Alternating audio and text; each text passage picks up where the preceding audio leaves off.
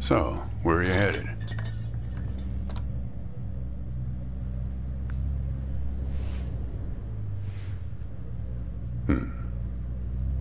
Not the talkative type, eh? That's okay. Most people I pick up are just waiting for their turn to talk.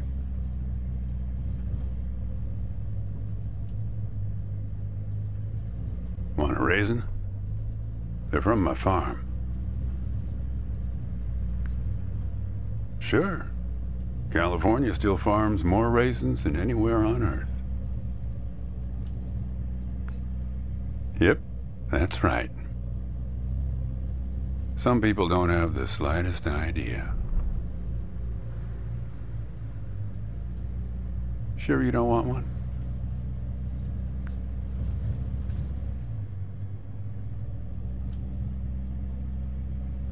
You want to know the clearest evidence that reality isn't real? Raisins and grapes, man. They're the same thing, but they taste disgusting when eaten together. Obvious bug in the program there, right?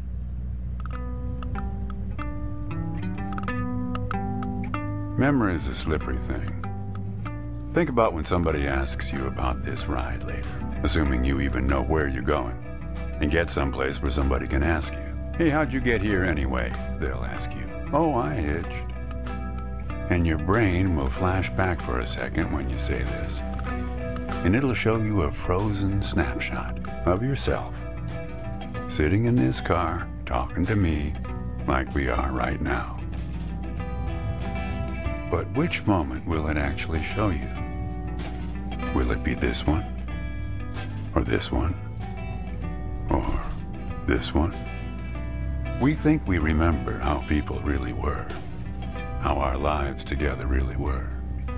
But when we think back to them, even the people we cared about the most, all we're doing is snatching moments out of the air, just grabbing another raisin out of the box.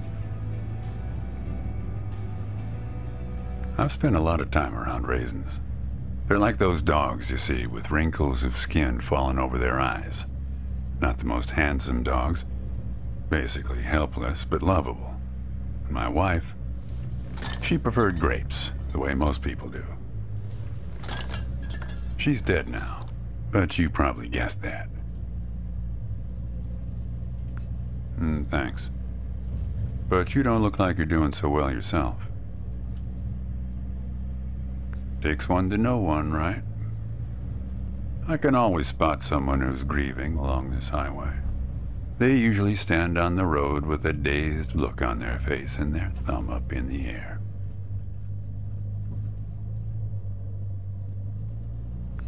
No, I don't know you, kid. I just know the type.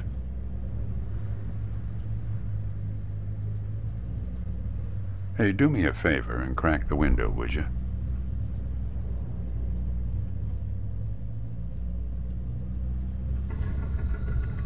What you got there?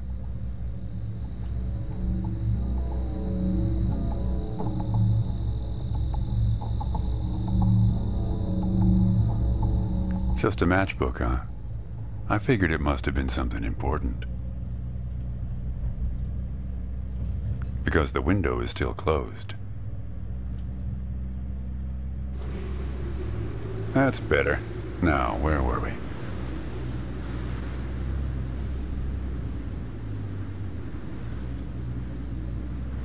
Yeah, a fair number. But after a while, you start seeing the same few archetypes over and over.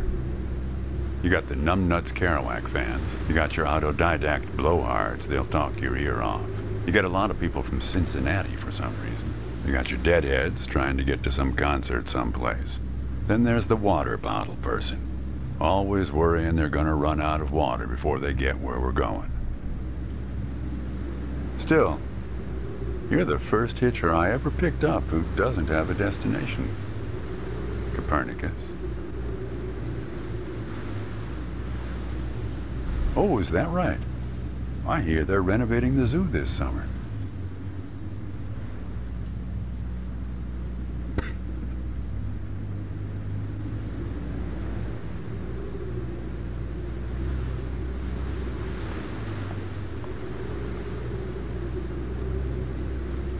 You know, when I was a kid, my brother and I used to drive our parents crazy on long drives together.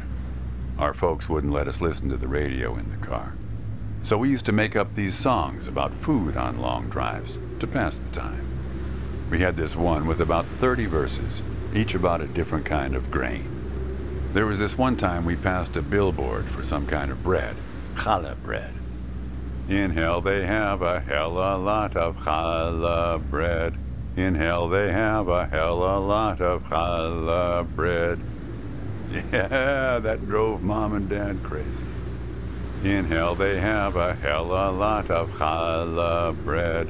In hell they have a hell a lot of challah bread. Come on, join in. In hell they have a hell a lot of challah bread.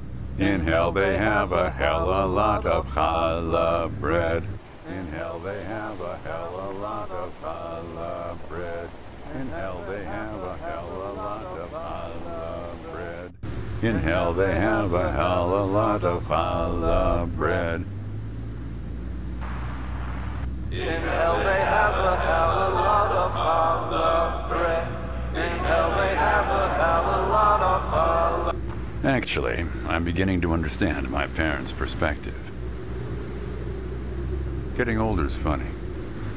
It's like reading a book where less and less happens, but the writing gets better and better. Don't blame you, kid. Getting older is no picnic.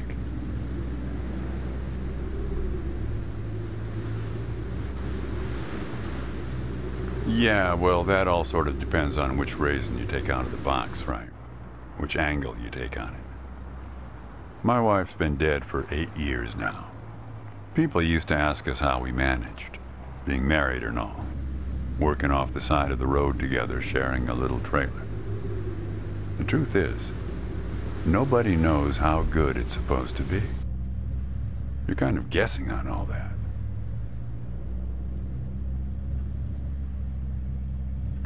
It's not that simple, Copernicus. Life has a way of chipping away at that certainty. It'd be easier if you just had a number assigned to you. A number from 1 to 100, printed on both your foreheads where you could always see it. It would arrive in the mail every year, right after you file taxes. Oh, we're a 71. That couple down the street, they're an 82 this year. I guess they have it a bit better than us. Some way of knowing, so you wouldn't have to wrestle with the question of what's normal. If I'm totally honest with you, I don't really remember what she looked like. Remember everything about her, just not her face. Some people have faces that are easy to remember. Doesn't seem fair. You think you're present in the moment, Copernicus? You've been talking to me for 10 minutes. What color are my eyes?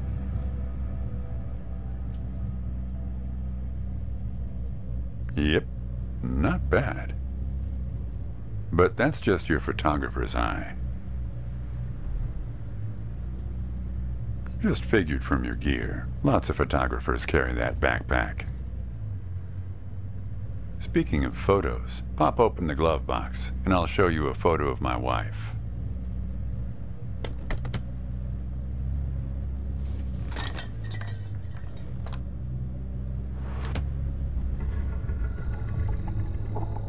Hey, where'd you get that? That's not her. And that guy there, he looks like you.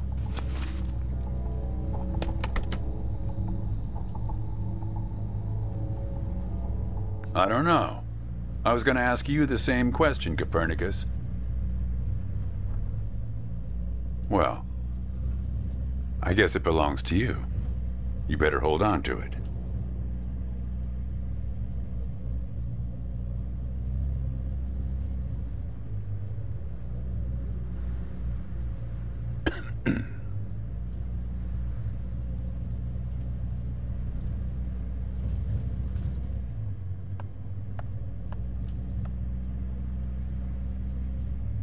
Want to hear a joke? Why did the raisin take the prune to the dance? He couldn't get a date. Hey, that reminds me. It's almost 4:30. You'll like this. It's my favorite. I once knew the hostess, Darlene. She used to change the tires on my truck on Highway 51. Welcome to another Interstate Riddle Hour. Here's our first riddle. Keep your eyes peeled, all you blacktop carpetbaggers. I fly, yet I have no wings. I cry, yet I have no eyes. Darkness follows me. Lower light I never see. Very good. Here's our next one. A gatekeeper forever bound. He opens and shuts with a similar sound.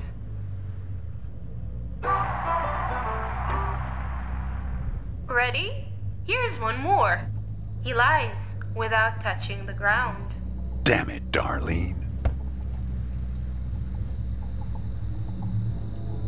I should have tipped her better when she changed the tires. She's been out to get me ever since. Look, I admit I lied, but only about one thing. Nope, she's dead all right. That's no lie. Why would anybody bother to lie about that? Nope, I'm as surprised by that one as you are. Yeah. I recognized you right away on the side of the road. Knew right away you're the guy who took photos of me in my trailer for that magazine.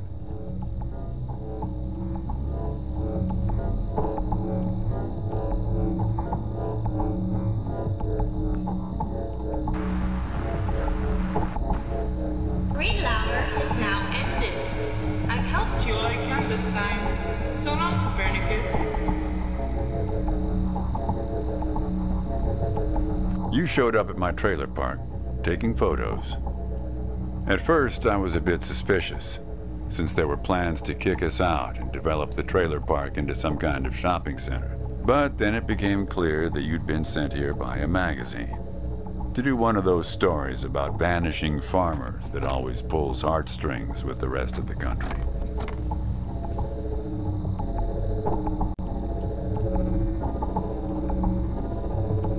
The woman in the photo? No, I didn't actually meet her. I just know what you told me about her.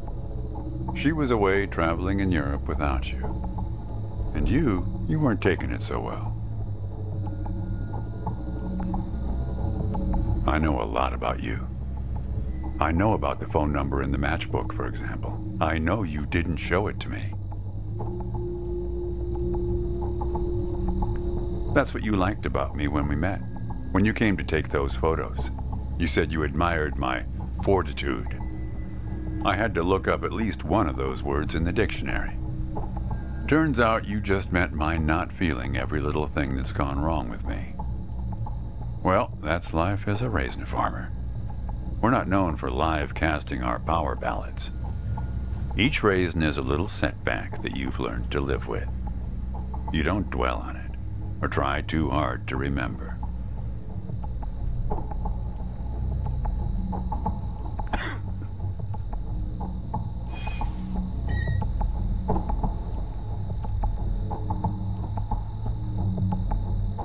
Hey, Chief, why don't you have a look here?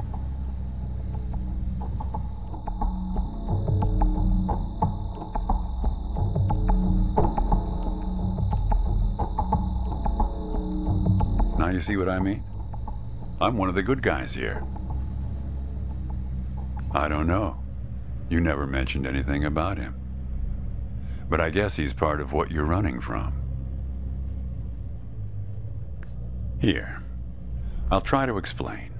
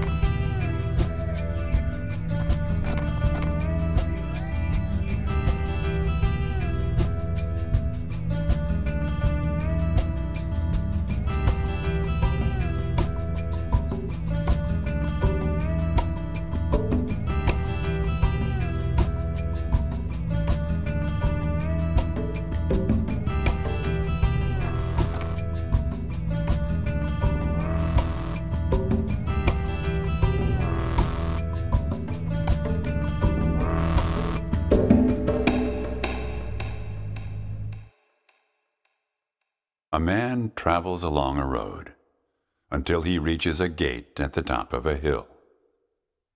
The road has been long and straight so far, and the going has been easy. But now the man can't go any further, so he takes a seat by the road to rest. The man waits, and after a length of time that seems neither short nor long, the gate opens, and a guard appears. The man asks the guard for entry, but the guard says he cannot let him enter at the moment. The man thinks for a second and asks if he will be allowed through later. "It is possible," says the guard, "but not now." The gate now stands slightly open, and the man tries to look through it longingly. His journey has been easy so far, and he misses the feeling of the open road. The guard notices and laughs. "Even if you could gain entry, there are many gatekeepers after me. Some are much stronger than me, and I'm afraid to look upon them." So there the man waits, for days, months, years, waiting to enter. One day, when he's given up hope of entering, a single question occurs to him, one he has not thought of before. Why, he wonders aloud, are there no other travelers at this gate? Early in my journey, the road was crowded with them, and yet, in all these years, no one but myself has waited in front of this gate. The man is surprised to hear an answer come from a voice next to his ear. "It is you who made this gate," says a bird perched by his shoulder. "It exists for no one but you." "But why?" asks the traveler. "Why would I want to stop here?" The bird replies, after hungrily eating a crust of bread from the man's hand. "After this point, the road becomes less straight. It becomes like the tree in which I live, splitting into dozens, hundreds of branches. The path becomes impossibly narrow and frail, and crowded with the view of other paths one could have taken. There's only one point ahead on the road where all paths converge, where all points join, where the light shines through skin and through lies. But it's never been reached by one of your kind, a traveler who walks on feet." "Shoo!" cries the guard, chasing the bird away. "Don't listen to his nonsense." Having said this, he takes a seat next to the traveler, but not before closing the gate forever. So when you think about it, who knows how long we've been sitting here, just like this, on this road. Take it from me, it's better to face things with, what's it called again? fortitude. Better not to feel too much. Want a raisin?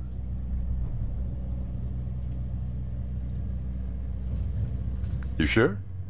Just need to get used to them. Life is like a box of raisins. That's some Forrest Gump type wisdom for you right there. Here, I'll leave the box open for you. Help yourself.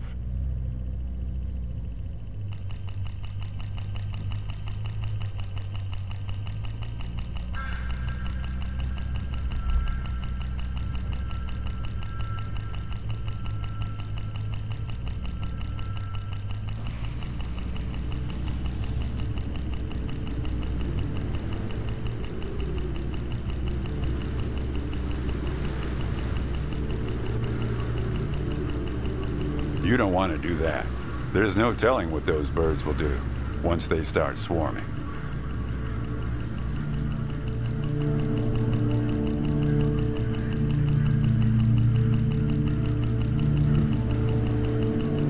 You're making a mistake, kid. You don't know where they're taking you.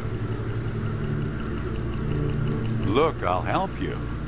I'll help you figure out what happened when she came back from Europe. Look, I get that you're mad, and I don't blame you. But you don't know what's out there, kid. What other drivers on this road are like. Stay with me, and things will play a lot safer.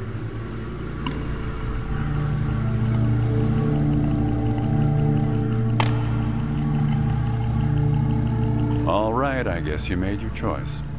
Don't blame me for what happens next.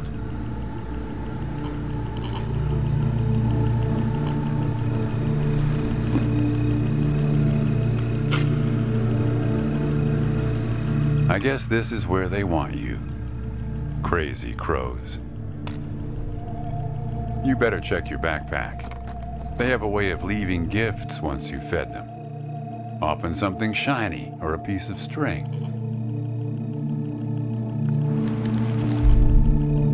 That's not a good look for either of you. I guess you'll be needing to get to the bottom of that. Just remember, there are many more gates ahead and many more guards. I'm pretty much the friendly drunken uncle of the bunch. Well, good luck to you, kid. Oh, one more thing. What did the grape say when he got run over by a car? Nothing. He just gave a little whine.